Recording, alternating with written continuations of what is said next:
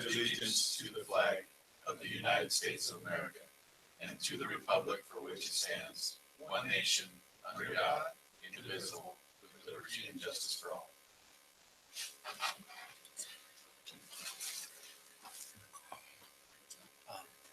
Doors unlocked. I just want to make sure. So moving on to item A2, welcoming of guests, and welcome guests. Moving on, item A3, I'll entertain a motion to approve this evening's agenda.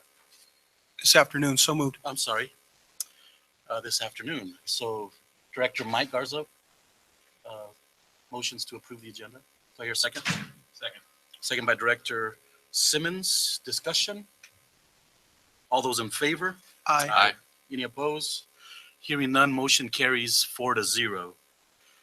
Moving on to item B1. I do not believe there's any requests for citizens to speak. So we'll go right into item C1, a discussion, and I'll leave this to Dr. Hurst. Information items. Yes, we're going to have Gina come to the podium and speak. Come to the mic and speak.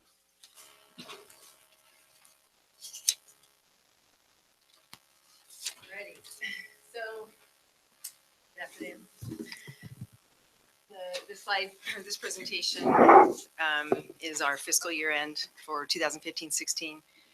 So I'm going to go through the slides, and certainly as we go, if you have any questions, basically as an overview, each fund is represented by a series of slides that addresses the revenue and expenditures for the year, change in fund balance. The general fund, we'll talk about a little bit about the difference between budget and actual by program areas. So the first several slides have to do with the general fund, and this is just an overview of our year-end cash equivalents, warrants outstanding, and receivables, dollars coming in, as well as investments. The liability portion of the balance sheet, basically our commitments of what had to be, that was on the books ready to be paid out, as well as our fund balance, which I'll go into the specifics of the fund balance when we get to that slide. Please let me know if you need me to stop anywhere. So this is just an overview of our beginning fund balance, revenues in, expenditures out. The transfer of dollars for other financing sources, that represents $3.5 million that was transferred to capital projects approved by the board last spring. So our ending fund balance differential from the beginning was just under 800,000. So the fund balance analysis is to break down that 10 million to know, basically for board as well as the public, as well as the district, of what that consists of. So the prepaids are items that are prepaid in the summer for the next year. Oops, excuse me. Sandra, can you? Sorry.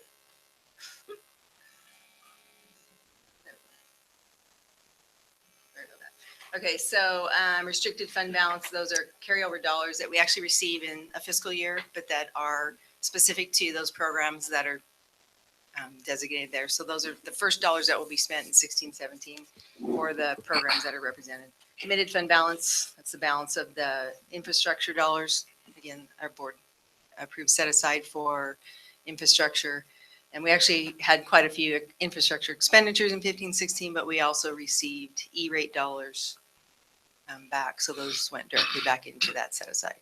And then the 6.6 million is the undesignated fund balance. That brings us to the 10 million. So this is a overview of the general fund budgeted revenues to actual. I have a question on that slide, Gina. Okay. What caused the 20% variance in the local dollars that we received? What we budgeted versus what we actually got? How Okay, come we're so far off? Okay, so the main dollars that go into that are, that's levy, or no, let's see, that's, I'm gonna have to look at that, because I believe, it seems like it should be a number that we should be able to forecast on. So I was surprised that it was that far off. All the other ones are pretty close Yeah. as a percentage. But If except I for that one. can get back to you on that, because I do have, I mean, this is kind of the 10,000 Yeah. foot level, but I can look at the actual revenue codes that feed into that to be able to, oh, no, actually, I do know what that is. That is the E-rate. So E-rate reimbursement was not something that we could actually count on going into the budgeted year. So because of the timing of when you get your, what's called your bear reimbursement, the dollars are spent, and you're subject to what the USAC, the national organization, the rate that they, the reimbursement rate, the free and reduced reimbursement rate, whether we fall within that rate or not. So that actually is the dollar amount that came in the 15-16 fiscal year that went directly into the infrastructure set aside. So that was an unknown dollar amount.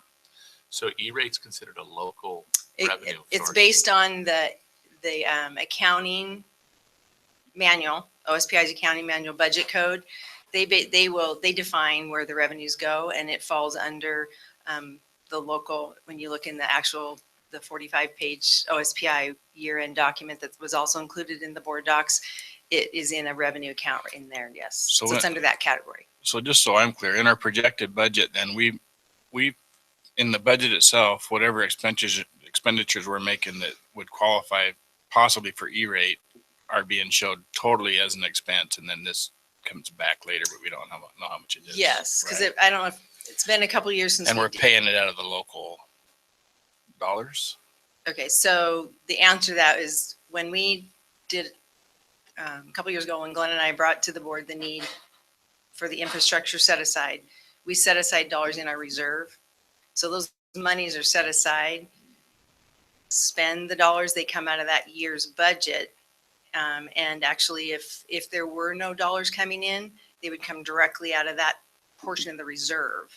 So 15-16 budget included dollars for infrastructure expenditures.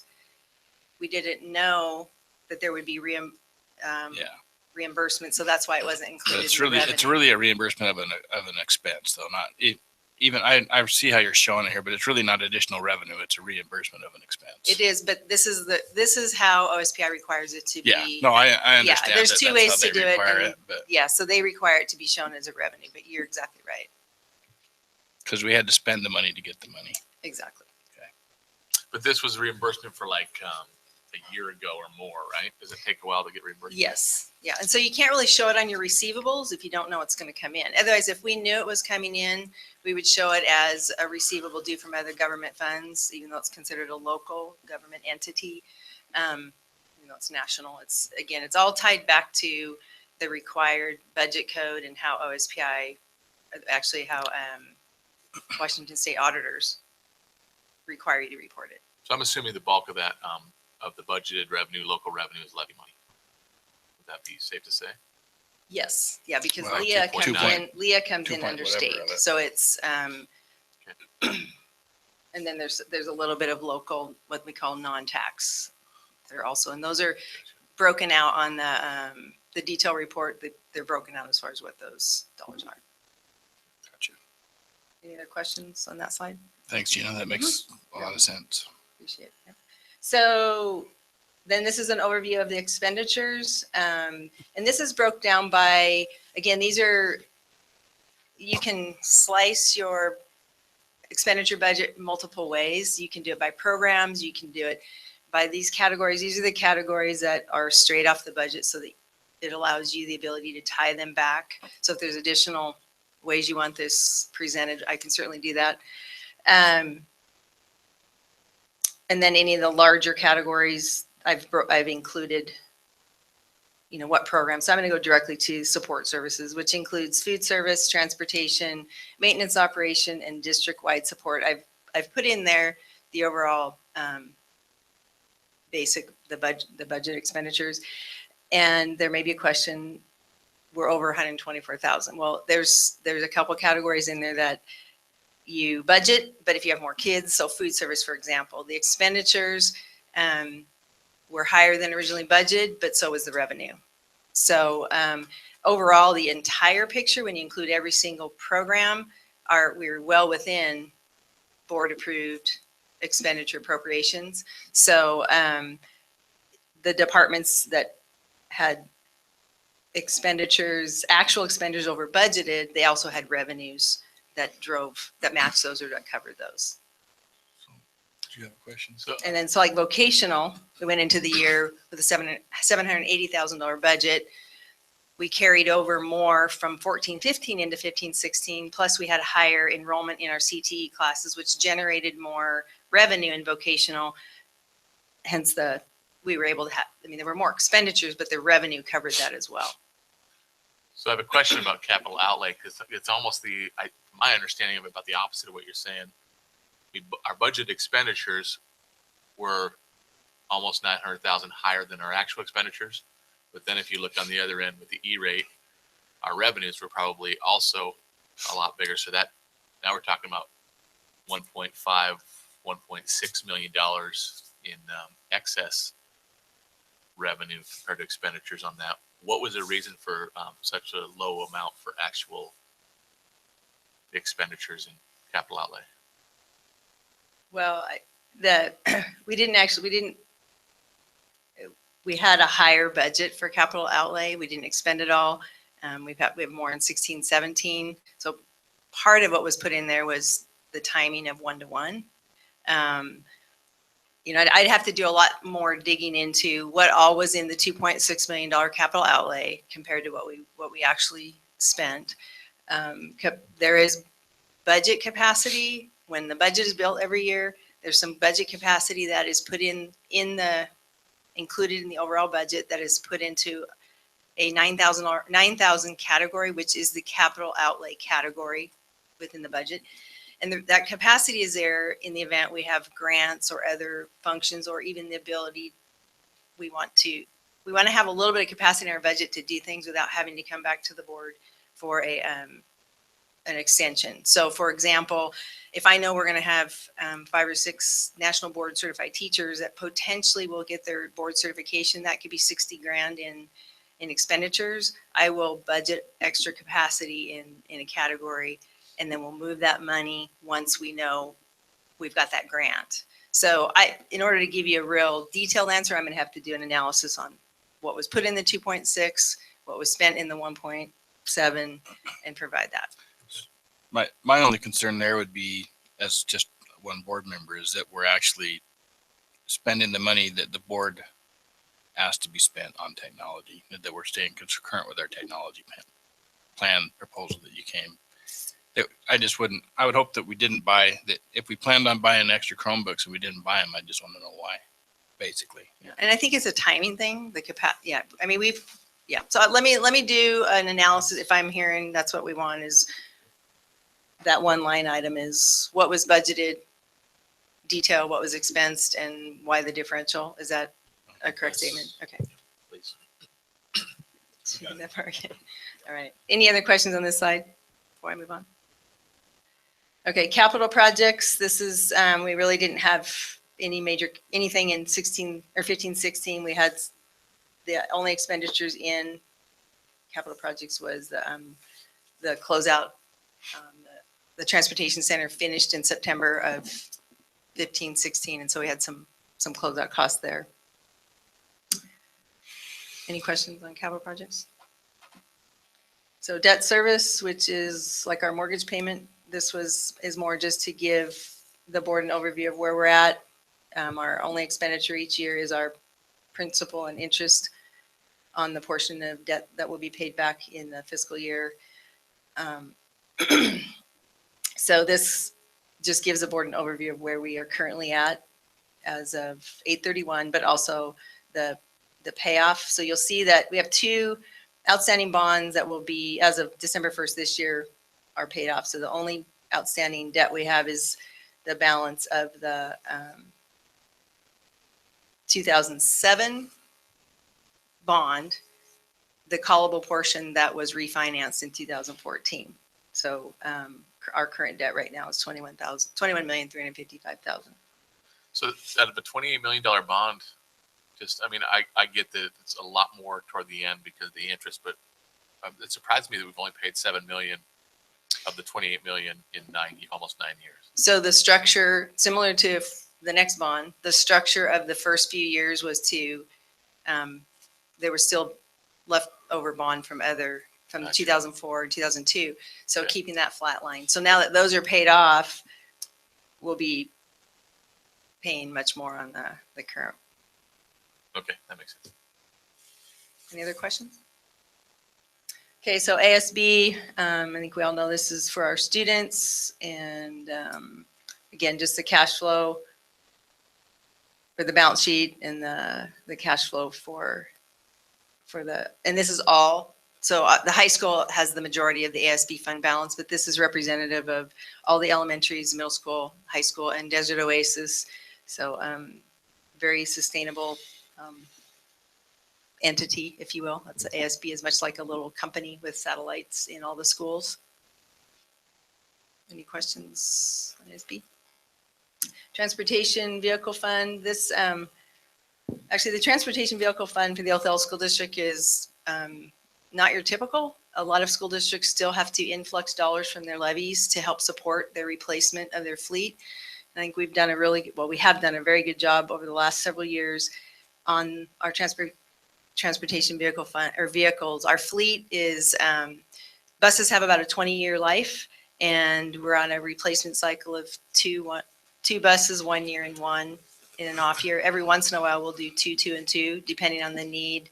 A couple of years ago, I think we had 3 years in a row where we did two. We needed to add another special needs bus. Buses range anywhere from $125,000 to $150,000, depending on the different components. But our fleet is, the buses are aged appropriately to where the depreciation from the fleet sustains itself. So to start our year out with a $400,000 fund balance, and we're going to have about $250,000 influx of monies. The state, the depreciation schedule is what drives our funding. We are purchasing 2 buses this year. They've already been ordered, and one I believe is going to be coming in this next week because there's a payable for a check, which we sit on obviously until the bus is here. But so this is I think something that our district should be pretty proud of. And so it really allows us too that as our student body increases, if we need to go buy another bus or two to be able to get those students, and we need the bus drivers, but we could do that without it being a fiscal strain on the fund. How many buses do we have now, Gina? Over 40, right? I believe we have 45, but I'd have to ask Marion. So how are we getting away with 2 and 1 for the 20-year? Just doing quick math in my head, it's at least 2 per year, right? Do we have to We have replace? to look at the ages of the buses. So again, if that's something, I can certainly provide a bus schedule that shows the, how the replacement cycle works. And there were several years where it was very difficult, and we had to influx money from our levy because we had about 10 buses that were all bought in the same year. So that was back from like I think the late 80s or early 1990s. So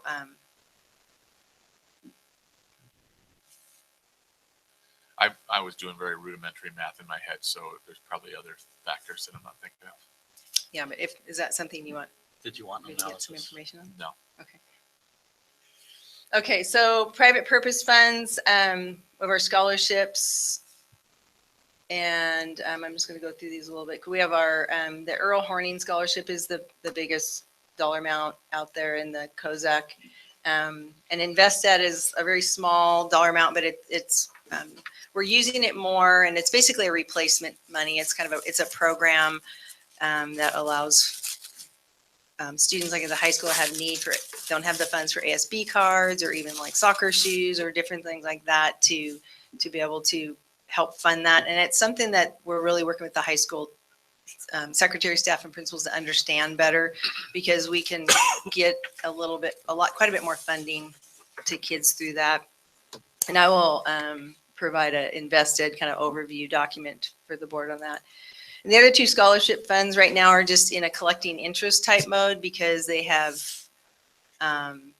stipulations as to the initial investment given to donated to the district. You can't give scholarships to drop below that initial investment. So the other funds, and I wanted to spend just a couple minutes on this because again, I think this is something that the finance HR department need to be proud of and a little recognition on is, over the last 10 years, actually I'm gonna, in 2006, we've basically taken our vision and dental trust from paying in premiums and premiums staying with insurance companies to having the self-funded trust. So the Vision Trust Fund, which is all employees, was established in 2006, 2007, certified and went to a trust fund. Classified was also given that opportunity, but they waited. They wanted to see how well this type of thing worked and then made the transition in 2012. But the difference is premiums, unused premiums stay in the trust and they work for the employee. So we've been able to have a freeze on the rates for these insurance plans for the last 8+ years. Having a healthy fund balance, the goal isn't to have a lot of money in there, but to also allow enhancing the plan. So richer benefits that obviously drive up costs that are there's going to be some claim cost increases. So you can see right here, these are the trust fund balances at the end of the year. The classified fund balance, they've only been self-funded for 3 years as of, or 4 years as of this 8/31 year end, and their balance exceeds the certificated. So the plans work this way. We have I think there's information in here. We have a employee benefit committee that meets 3 times a year, 2 to 3 times a year, but really talks about the plan makeup and what do we want to do different to provide more benefits to our staff. Do we ever survey staff to find out if they're happy with their benefits, if they have any concerns about them? We haven't actually surveyed, but we do. Our employee benefit committee has 4 classified, 4 certified, and then HR and finance staff on the committee. So they, without a formal survey, we have not done that, but that's a good idea. We're going to be doing some what we call, I guess, touring, lunch and learn type things with our new medical insurance in February, March, just answering questions because it was a pretty big change from Primera to United Healthcare, and the United Healthcare representatives will be coming in the district and we'll be spending some time going around to the schools. But yeah, that's a good idea. Well, it was just more of a question, but the reason I'm asking that is because obviously financially it looks good, but I wonder what the flip side is about how employees feel about their benefits, because I know specifically with our work-related injuries or labor and industry going self-insured, yeah, financially it probably saves money for the district, but I'm not sure you get employees that feel that they're always happy with the way their claims are handled. And I'm speaking from a provider point of view on that. And if it is going well and the employees are happy with it, have we thought about doing the medical the same way?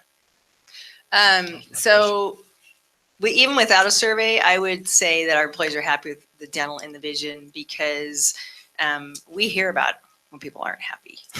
They let us know without a survey. And the fact that we've been able to increase benefits and do things like you can get really nice prescription sunglasses, that you wouldn't be able to get in just a standard canned vision plan. So a survey would be great. Medical is a whole different animal, a lot more risk in medical.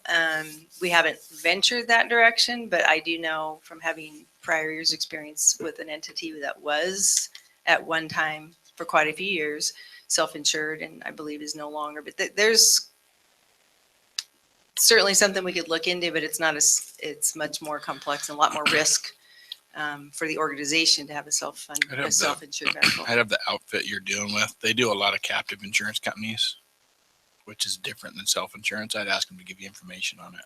It's a way to mitigate your risk and save a lot of cost. Okay. But I know Pain West does them. I understand what you're saying about you hear about it when people have complaints, but I've also heard comments from patients who said that they've actually injured themselves at work, but it's the headache. It's not even worth them putting in a claim, they've said. And I hate hearing that when someone feels like the headache of making a claim for a work-related injury isn't worth going through. And I don't hear that very much from the state insured side with people, but I hear it with self-insured. I'm not just saying the school district either. Okay, I'm so saying that's the self-insured self-insured in general. L and I, which I'm not, but It's I an get what you're L&I saying. issue. That's not, these are the self-insured dental vision, and so. Yeah, I was more I of a do statement understand about what you you're say saying. when someone doesn't like it, you always hear about it. After a while, sometimes you don't because they don't bother. You know what I mean? Okay. Go ahead. Mike. Sorry. And for the snap, sorry for that too. I'm not at home, I'm at a board meeting. From an HR perspective, benefits are also a bargainable right and have to be bargained with each unit. And that's why on the benefits committee, PSC and OEA is represented, and they, in essence, are responsible to bargain and determine what their membership wants and to bring that to this community. For example, when we switched to UHC, that had to be bargained, approved, and ratified by each union. We couldn't just do it, or the committee couldn't just do it. And that's part of the holdup with some of these benefits as well, is on a cycle, they may have the opportunity to do that. But they do have the opportunity in these meetings to discuss whether they would like improved benefits or lower premiums with their self-insured dollars. So we do also have to understand that there is that aspect of it, dealing with a union and bargaining agreements. I don't know if there's any other questions in the finance report.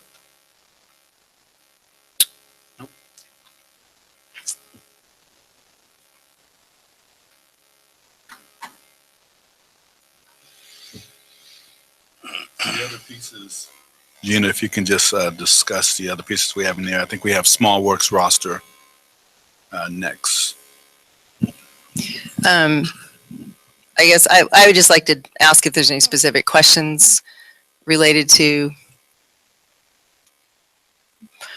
Any of the items? no, to the small work roster.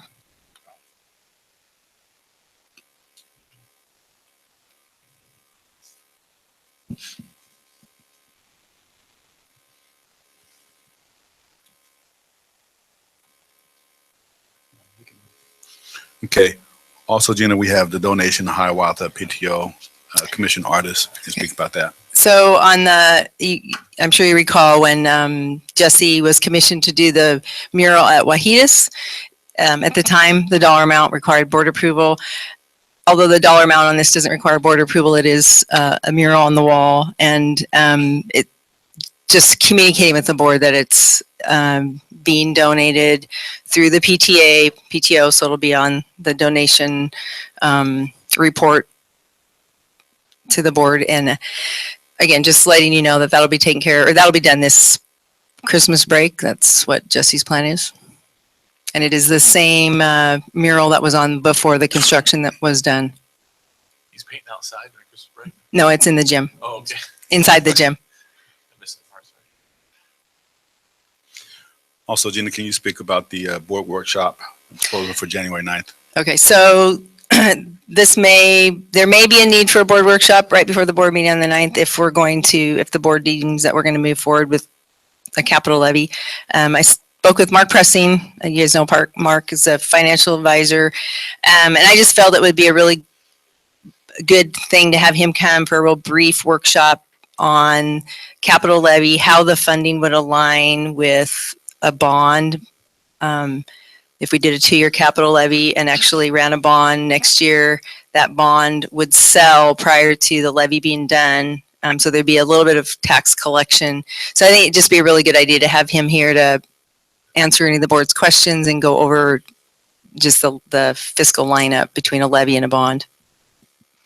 So rather than take up an additional night, if we scheduled something prior to the board meeting. Scheduling that meeting now. Yeah. If you can't be there, then maybe we can do it after or something. But I mean, what time before? I guess we do 6 is what she had in Oh, here. that's it. On the 9th? Isn't that right? I thought. Yeah, I think a half an hour is probably sufficient on the 9th. I'd be a couple minutes late for a 6, but I'd be by 6:15. I guess from my view, it's part of making the decision. And so I think we need to have that regardless to hear what he has to say. I agree. So if we have it at 6:15, that'd be plenty of time. Half an hour, yeah. Mhm. That's good. So we'll, So that'll give us 15 minutes to spare. okay. So do we have consensus from the board? Yes. Okay. So 6:15 workshop prior to the board meeting. We Okay. noted that. We brought up the communication plan for M&O. Can you walk us through that? Yes, Gina? so, actually you can go clear to the right, Sandra, because this is what I went over a little bit last board meeting, but did not have a visual. And this communication plan mirrors the same type of framework that Dr. Hurst has used for the facility planning. So this, if you go down, Sandra, the area that really the board is going to potentially help with is number 11. This is a list of all the different meetings, all the dates and times. There's a few that we don't know yet. But the thinking is that we would have two teams, Chris, a board member, and a third person, myself, a board member, and Pete, and that we would conquer and divide. So I don't know if we want to take time in this board meeting or after to be able to identify which, I think it would be good to have a commitment of who the two board members would be. And if we want 4, there could be 2 on each team. That way, if one couldn't make one of the meetings, but if we just knew who was going to help and be on which teams, then we could communicate out and get it on everybody's calendar. So it's pretty much several meetings for 3 weeks, 4 weeks in a row. And they're about a 20 minute between the presentation and question and answers. And the presentation is actually going to be an aggregate PowerPoint or slides of M&O, capital levy, and bond. We want to be able to use these opportunities to educate all of our constituents in the district, in the community, about all three and the differences, especially with an M&O running now, possibly capital levy, and the facility work, which is going to eventually lead to a bond. So just keeping that three-legged stool, if you will, in front of our stakeholders, families on an ongoing basis. It's going to be a kind of a trifecta, if you will. So if these meetings are going to begin January 5th, is that, if I'm looking right, is that, Well, it's actually, that should have been updated. The 9th is the first meeting. So I think we want to schedule a dry run on the 6th, which is a Friday, so that when we go into these meetings, both teams are delivering the same message the same way. And we have kind of an opportunity to polish. So how I envision the 6th, if it's a half hour or 45-minute get together, I'm just going to say Chris, Sandra, and Juan are one team and we're another. We're going to present and get your feedback on what we can do better, and then you're going to present, so that we're two polished teams going out to educate our community on the 3 topics. so here's my question for the board, and that's, thanks for bringing that up, Gina. I'm assuming if more than 2 board members want to be involved, then we would need to, first of all, look at these dates and make sure that you are available. I thought she was wanting to have 2 teams, 2 board member teams, right? 2 Right, board well, members in each one. Each of these. team, one or I thought- 2. It could be 2, yeah. So I have a team of 3, but it could be 4. That way, if Tony, you, Chris, and Sandra are all one team, and you're able to make 3 of the 6 meetings. Oh, I see. what So you're that way we've got a fallback, saying. Okay.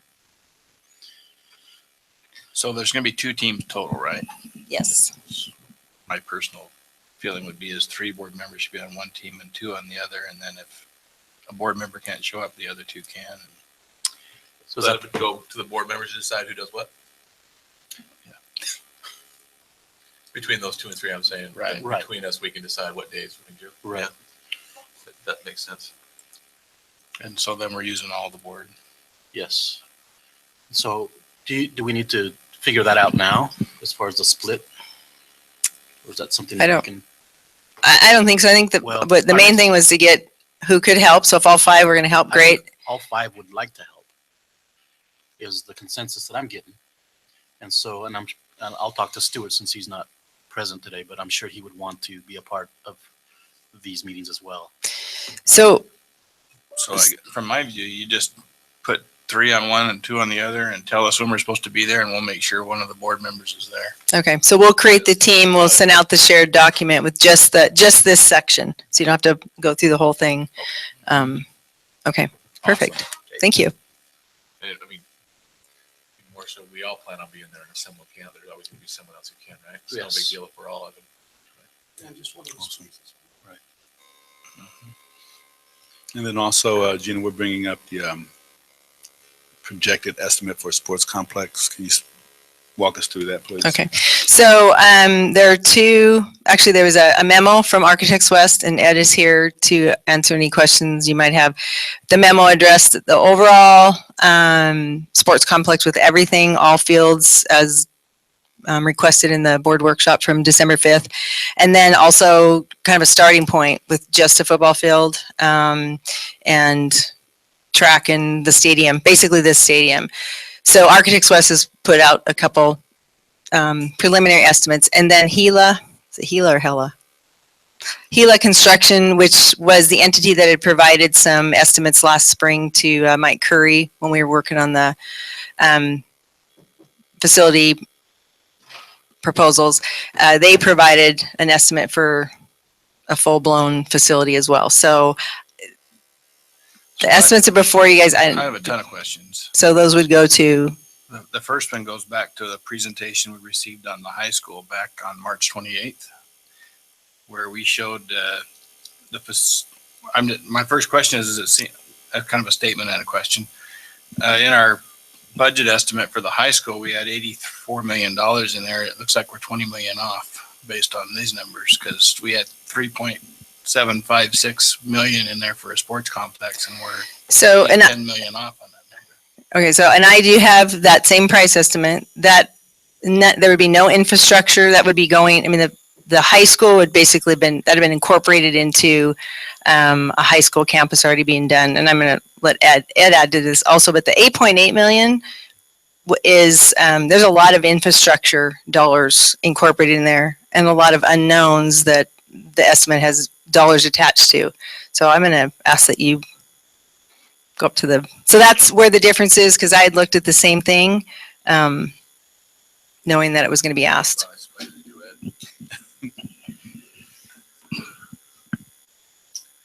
Okay, well, without having looked at what you're referencing now from a previous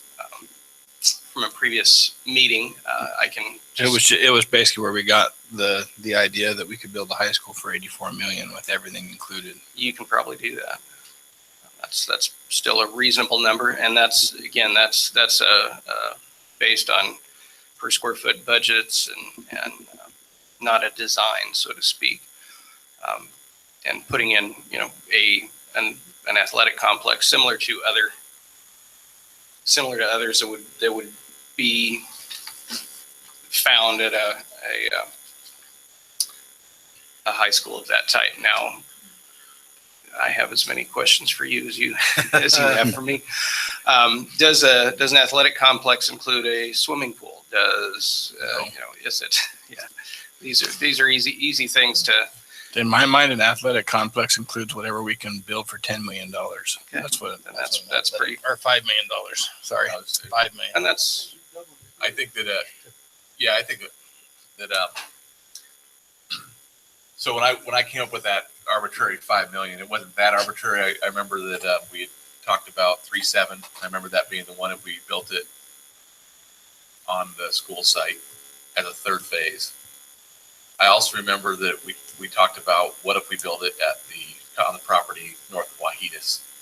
My memory, and I couldn't find any information on this when I looked for it, but I remember that was around 6 million because it would be on a site that wasn't already being worked on.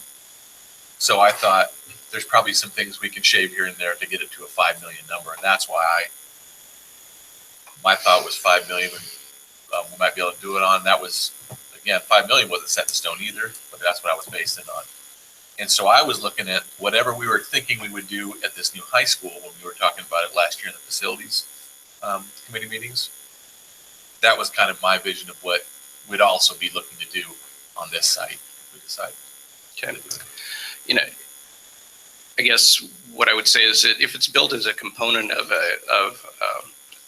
a high school project, then a lot of the overhead and all the rest of that stuff is going to be part of the high school project. And the same with the infrastructure and that kind of thing.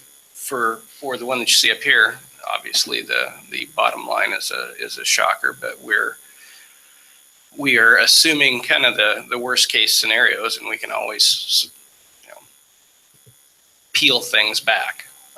Yours but looked really good after I looked at Hellas. Yeah, one of the better two. Thank you, Kelly. We win the bid. You're, get to they're do the double. work. You're close. And I don't have Hella's, he lives in front of me either, but that's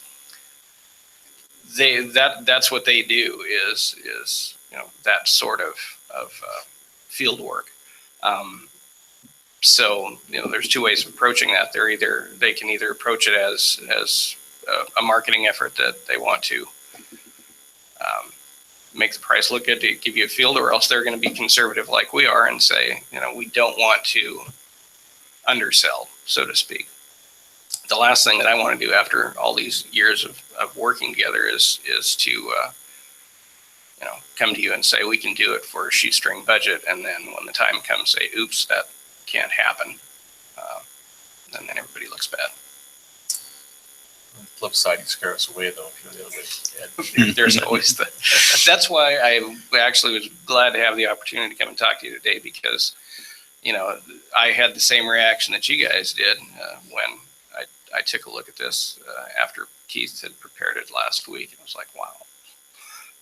But then I started looking at it line by line and said, well, okay, that makes sense. That makes sense.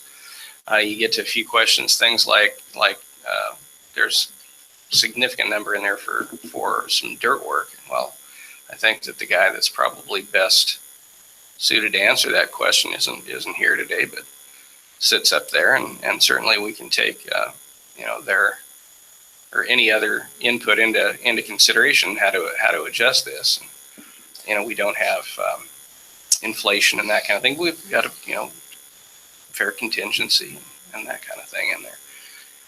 If you wanted to say that you've got a budget or a cap or something of 5 million or 6 million or whatever kind of a number, then we could take a look at what that would buy you, so to speak. Now, the only wild card that's out there is where it goes and what it's going to take to get services there.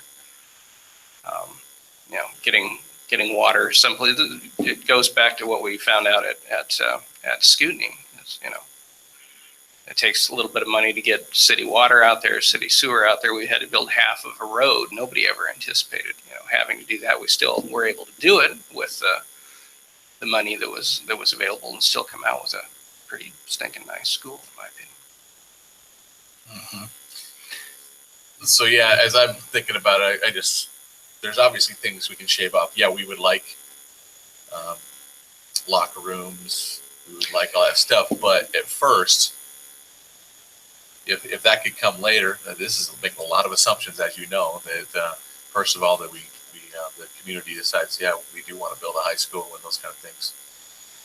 Those might be all the weight, but one of the things I've guessed some of the infrastructure then that would happen in this, though, would decrease the cost of the high school because some of those services were brought to the site, right?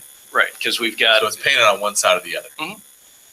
And the thing to think about, and we've talked about this before, is that as part of a school construction project, then you get some matching funds to do all of this stuff. Whereas for this year, you're paying for it, 100% local. So if you look at Moses Lake's football field itself, they have lockers, and they have a little storage unit thing over there. I guess that's, in my mind, that's more what I'm envisioning to start. Not on the scale of Moses Lake by any stretch, but just whatever the basics you have to have a football field over there and cross everything else out. If you remember the Lions Field project, I'm intimately familiar with that. We're the architects for that as well. The first project was the dinky little restroom concession storage building that's closest to Frontier, and then and the lights. and I think some irrigation, and then I'm going to call it their field house, that red thing off to the south, is that was done with a lot of volunteer labor. I guess I volunteered to design. I didn't realize I was volunteering at the time, but that's the way it shook out. And then the last project was the field turf, the additional bleacher seating, a lot of fence work, the concession stands and restrooms that are under the bleachers, and I think a press box or something like that. So they've done it over time, and started that probably 15 years ago. Yeah, I guess that was more what I was thinking we were doing. I was right with you because I saw that 3.7 million number. Now that I've seen that's 18 million number, I kind of saying. But even that if you took out all the infrastructure stuff, we're still way over 3.7. So I don't know what it is at that time, Gina, that we're bringing to the facility. We've got The document that Ed has is a project estimate that was provided by Mike Curry. So that was a phase that would have been bringing in the complex basically everything's there. So at the one at Wahitas, there was more infrastructure. So and I don't have any documentation on that, but I recall the same dollar amount. It was around $6 million.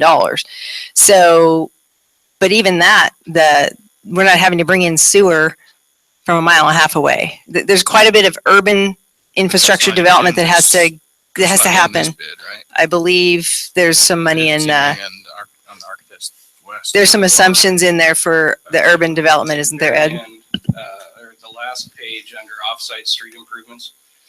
We've got running sewer 4,500 feet. Okay. That's That's about the- a mile. that's the million nine. You're still at And 12 this is as 1.7 million for buildings and that kind of thing.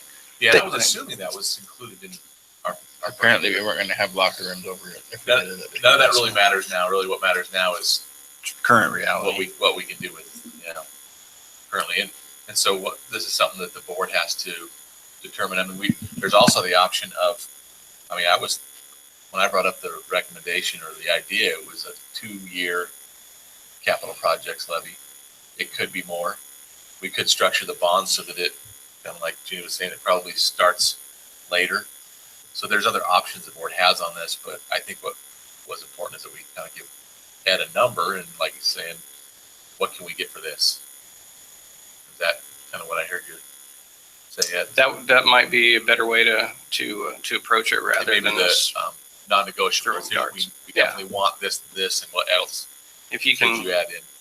if you can give me that, and then we're also working with civil engineer to find out what it's going to cost to run just basic services out to a potential site, and then that'll give us some numbers to be able to kind of forecast as well. My thought would be 5 million and 7.5.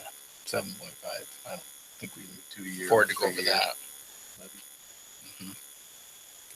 Yeah, I don't disagree with that. And this is, I think some of the difference too is that I think Mike was looking primarily at a football field.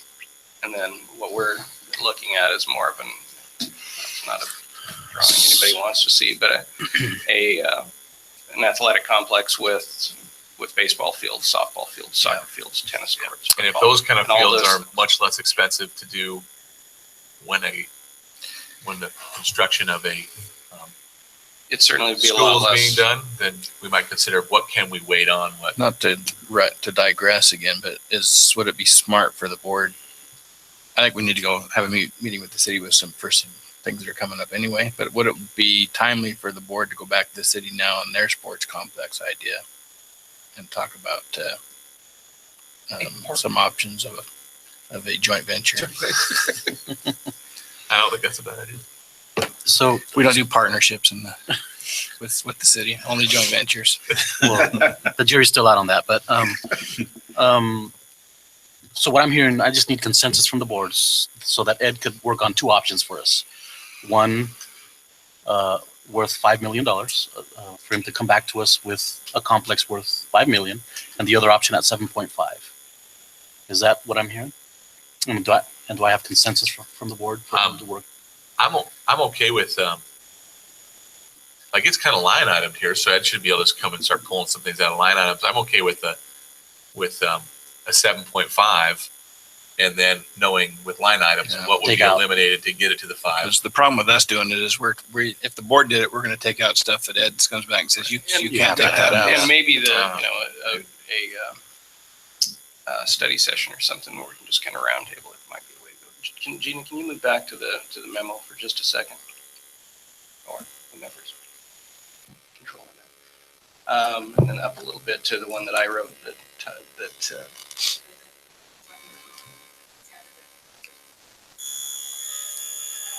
Keep going up. Right. because, so we've got, so 8.8, I can get you down to 7.5 in a heartbeat. 8.8, it reflects all of the buildings, concession, locker room, ticketing, track storage, baseball storage, soccer, tennis. And still accounts for enough irrigated acreage probably to have a soccer field on, because if you look at the full meal deal, we had almost 40 acres of irrigated land. Not knowing, exactly where everything was going to go just yet. So again, we're being conservative, but Yeah, and we I can, thought we weren't going to have a soccer field because if we go turf, we don't need one. we But can cut further back on that if you don't. And I know this would make Orland happy. If you don't want a blade of irrigated grass outside of your We want a bunch of trees, field actually. turf. And, pardon me. Bunch of trees. fruit trees. No trees. Steel tree. We'll steal some of those palm trees from Moses Lake. I think that's the level of landscape care that's desired. But there was a significant, not a significant, because we know better, a number for some landscaping in there. Still 250 paved parking spaces, and maybe it's a dirt field. Maybe you spread some gravel out there. Right. 7.5. Yeah, I follow it. But 7.5 is easy, so I want to make it hard on you and make it go 5. I can get it down to 5. So is that what the board, is that the consensus that I'm hearing? And that may be trucking in porta potties and that kind of thing, because I would sure like to know what it's going to cost us to get sewer out there. And Yeah. I'm just That's- not, that I'm can not make against a that. million That's what and- we have to do. That could make your $500,000 worth of difference right there. Okay, any more questions for Ed? Good to see you. Been a while. Yeah, Good to see you, sir. been a while. I know the press is raising their hand. And I'm kind of new to some of this. So is the site that we're talking about the one you guys just bought on 14th Street? Or is this? It's the site that we still haven't officially bought yet, but that is the site. Yeah, The pending sale? the pending sale. That's exactly what we're talking about. And the other part of this discussion then, on that same piece of property might be in high school at some point. Correct. Okay. Yeah. okay, I know there's more questions. Does there board have any more questions on the discussion items? Nothing? Yes. Okay. On all of them. Yes, on all of them. Yeah, I guess for me, I don't see a lot of reason to hash out these letters from the city. I think we need to have I would propose that the board have a meeting with the city council and the mayor to go over these things. And it doesn't do any good for me to express my frustration with the city in a board meeting when the city's not here. So I agree. And so, would that, I wonder if the city has a workshop the first Monday of every month, right? I believe I so, wonder if they'd be able to put us put in. us into a meeting there. That would, I think that could make that work. their next one's on the that's- 3rd. Is the That's one the they day mentioned. after New Year's. The one they mentioned was the 3rd. I know, January 3rd. So they're going Tuesday, or is that? That's just what I remember from. We were in a meeting somewhere and somebody brought it up like 3 times. Were you gonna add something, Gina? Yeah, I was going to say, if they have one on the 3rd, that'd be very timely because this all feeds into, it's part of our feasibility, which has a deadline of the 15th. And Ed does have, their civil engineer department at Architects West is working on, they've got copies of those letters.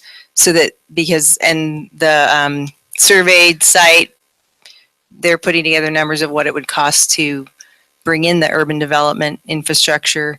And another conversation would be to meet with the entity that's purchasing the lower 80 acres for residential, because there's some potential things that could go on there as well. As far as feasibility though, Gina, doesn't, I guess I'm confused at that. We don't even know what we're going to build there yet. So how could we say that we know that it's going to work? And we don't know what other streets are going to be there when we build. I No, guess but in my mind, I think there's going to be another cross street somewhere.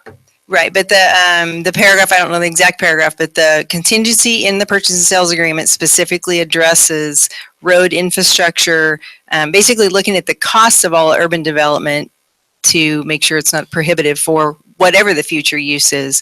So having those dollars, knowing if the district was going to be the first developer between those two property owners, the lower 80 acres and ours, what would the cost be for the end game urban development that we're going to have to bring in, whether it's per the letters or changed after a meeting with city council.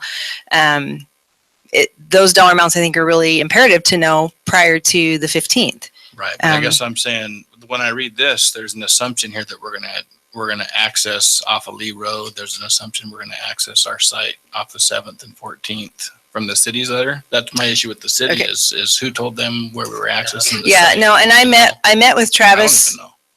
Travis and I went through every single paragraph on those letters so that I had a really good understanding of regardless of where we access, there's going to be street improvements 7th and 14th, as well as Lee Road being an industrial road. So Why do we have to pay street improvements where we don't have access to that property from Lee if we decide not to have any access from it? that's a good question. I don't know, but I agree that a meeting with the city, the right people in the right room would I be mean, it a doesn't good change thing. anything. If you don't have access to the high school and they're driving from the 17 to McCain's, what difference does it make if the school's there or not? Why would we have to pay?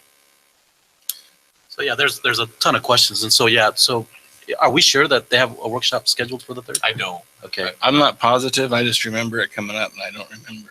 It might have been on Facebook is where I saw it, actually. There was a big Facebook post about the notorious stop signs and somebody from the city got on there and said there was a meeting the 3rd and invited them all to come. So give me a minute. I think that's where it was. Either way, one of us has to contact, and find out if If we can get on we it. can get in there. Yeah, if we can get on their agenda.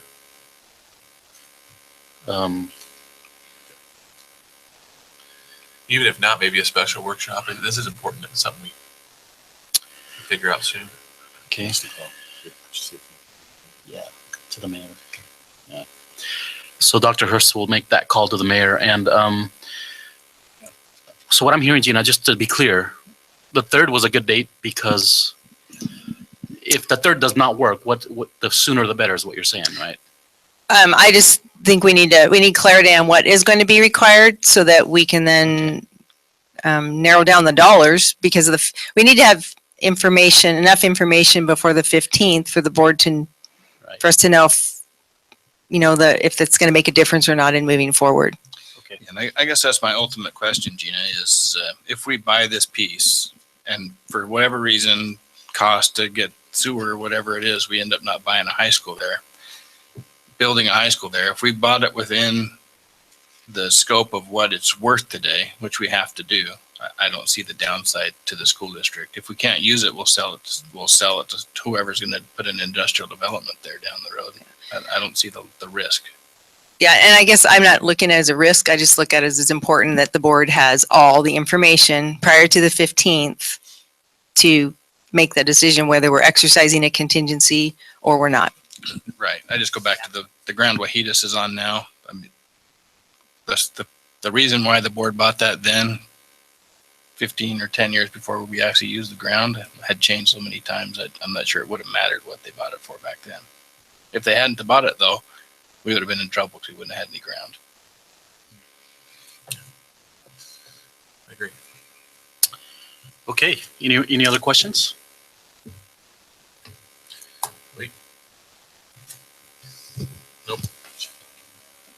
So who's going to let us know when the meeting is, Chris or you? Yeah, Sandra and I are checking on that. We'll get back to all of the board members.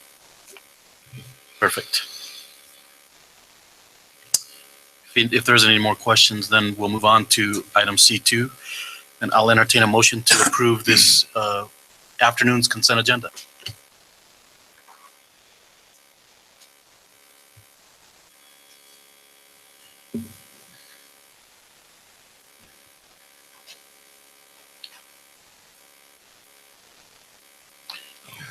I move to approve consent agenda. Motion's been made by Director Simmons to approve consent agenda. Second. Second by Director Mike Garza. Discussion? All in favor? Aye. Any opposed? Hearing none, motion carries 4-0. Ed, we want to say thank you for being here, by the way. Thanks. We appreciate your time. Thank you. Moving on to item C3. Director discussion.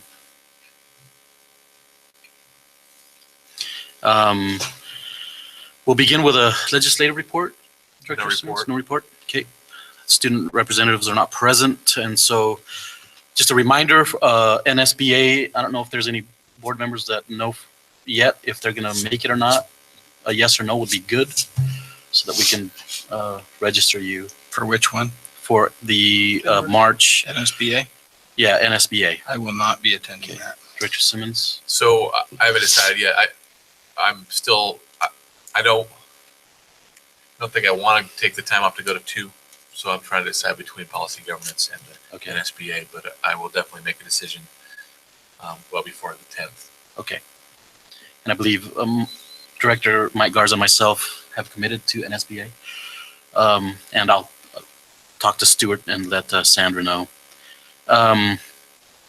At the last board meeting, we discussed having a board capital levy committee. And I know that the request made by myself was to bring some names and some venues. And I'm going to be honest, as president, I haven't had an opportunity to do that yet. I've been extremely busy, so I'm not sure if any of you are prepared yet with that, or if you want to have a discussion.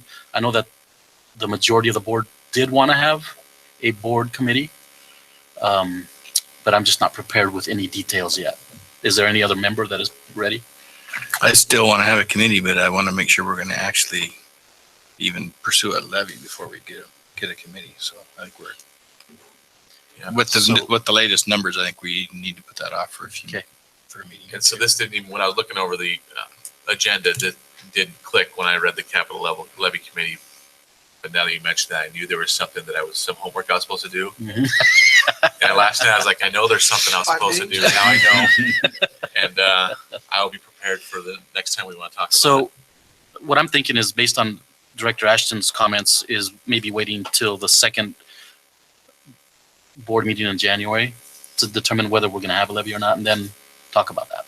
Is that, or Well, my only concern is when we're talking about a resolution, it has to be together in February. And so we would have to have that committee together to come up, and maybe the committee doesn't need to be part of the resolution. Maybe the purpose of the committee is a different way for us. But if we're wanting the committee to decide dollar Yeah. amounts, whether or not we do the levy, we're gonna need a little more time than that. okay. So our Gina next, would yeah. be able to comment that probably. So our next board meeting is January 9th. So I'll include it in the agenda, and we'll see where we're at there. So Is that- I will ask, is it, I know Gina's not here to answer, but I'm sure Ed's gonna go back and work on that, his homework right away. It doesn't necessarily mean that we have to wait till our next board meeting before the board gets that information. And then the board could even maybe call a workshop if we need to discuss it. And then be ready, be prepared to bring names at that workshop, start the committee maybe then. Because if it looks like he can accomplish in the $5 million or the 7.5, what we would like to see done, that's really gonna be what helps the board decide, are we gonna go forward with this, right? Would you agree, Tony? Absolutely. Mike? So So that at that point, then maybe we can decide to have a special meeting to, I'm just Sure, thinking that that committee. if that decision is made by Ed, and, you know, we're in the middle of holiday season, it's tough. It's going to be tough to gather all 5 board members on a certain date. And so Might be the sooner we know, 1st the of better. January, I would assume would be the earliest. and maybe this, maybe there's some other things that can happen on the 9th. I think we could I think we should do it earlier is all I'm saying. Okay. We should be prepared with our names earlier than, even by the beginning of the year, I would say. we need it. So Dr. Hurst, if, as soon as I guess as soon as we find out what numbers Ed comes We can back, get that information to the board. and then Yeah. I'll get a hold of the board and see if we can put together a Okay. quick special meeting. What I would suggest to the board members too is that rather than just come up with names, maybe reach out and actually talk to some people and give them the heads up so we can come into that meeting with a pretty good idea of who has already said, yeah, well, they'd like to be on it. Because in the past, I think we just came up with the names, then the invitation went out, so you Yeah. have to wait for the response to the You're right. invitation. It's first time they've heard about it, so if we do our Due diligence. due diligence Okay. and maybe look at what commitment we get, because we're looking for 5 people, right, each? Yes. And then we can come back and have a good idea of what the size of that committee would be. That sounds good, Director Simmons. Is that consensus? Sure. Okay. So we're good to go. I will get a hold of you as soon as Dr. Hurst lets me know, and then we'll plan a workshop. Please have yeses, bring names of yes people with you to that workshop. And so I'll try and remind all the board members as well. Great. Moving on. I know there's 2 opportunities for policy governance conferences, and so you have all the information as far as dates and the month and dates of the 2 opportunities for the policy governance conference. And I'm of the mind that if you want to just go to one, that's fine. But if you'd like to go to 2, that's fine as well. So it's your call. Please let us know as soon as possible. Registration's open for the mid-year one. Already? The annual one, because it's just in a month. The annual one in June, the registration, it says on their website, it's in the spring, so I assume it's February, Okay. March. You had mentioned that you were going to one of those. I'm gonna go to the one in San Diego. I have it booked out in my Okay. calendar. Is anyone else planning on the policy governance one in San Diego or Las Vegas? I can't make the one in Las Vegas, I have a scheduling conflict.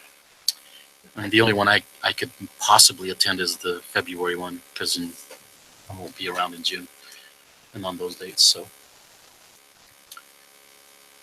so yeah, just let us know as soon as possible. You have all the information. And then we need to talk very quickly about our annual board retreat. The reason is because in order to use the same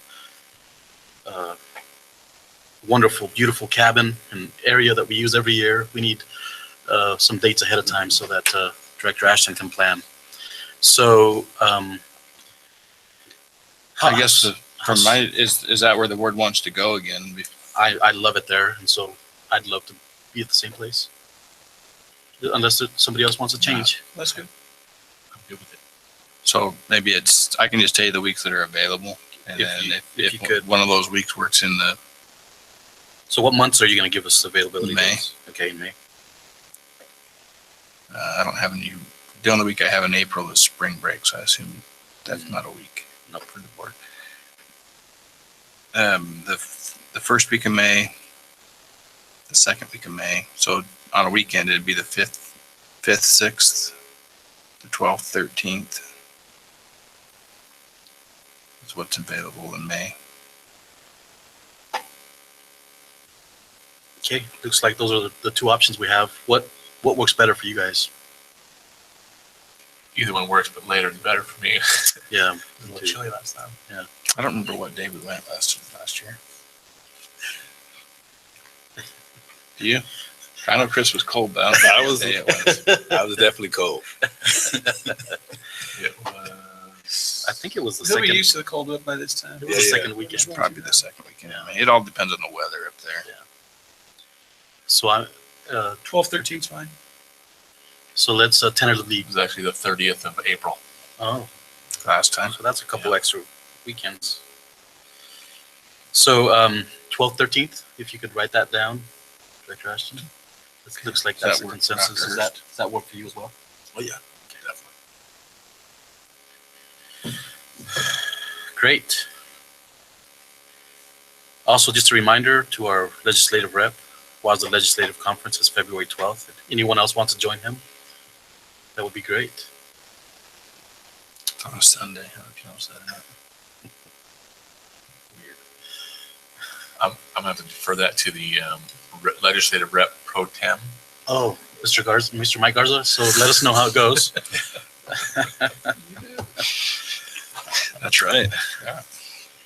Okay, so moving on, C4, I believe there is no items to discuss for superintendent's report. We'll go right into D1. So all items under assurance of organizational performance are our survey responses to all the ELs, BSRs, and every one of these items, ELs and BSRs, have been answered unanimously as in compliance. And so unless you guys want to go through them one by one, I just want to ask for consensus from the board that they all be written in our monitoring response document as in compliance on every one, unless you guys want to go through them one by one. Was there any comments on any Yeah, of them? I didn't notice any. As long as there wasn't any comments on them. I'm okay with Yeah, that. I did not notice any comments. So we have consensus, Director Simmons, you okay with that? Okay. So moving on to item E1, ends 2, is there any recommended changes that anyone would like to make to ends 2? Yeah, I would like to request that we table ends to the next board meeting. The ends to review. Director Ashton, do you have some changes that you've already written up, or are you working on? I'm working on them. Okay. Okay, If we could get any changes as in advance as possible. So, I mean, I think this is, all of our ends are very important. This one, we've struggled with coming up with a way to really make it so that there's achievable things, but we have some ideas as we go out with goals. And so I really want an opportunity to think about it and read it and put in my thoughts before the meeting too, if that's possible. okay. So we will table ends 2 under policy review till the next board meeting.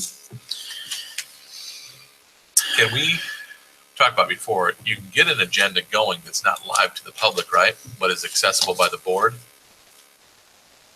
Yes, that is So there possible. could be an agenda that's a work in progress before it goes live that you could probably post then. As soon as Absolutely. Director Action's done with that, he could forward that Yep. to you and he can post it. on Nobody the- else is gonna make any revisions. Um, Or you want me to get the ball rolling? I personally want to see what you've got and then maybe after that, just really tear it up.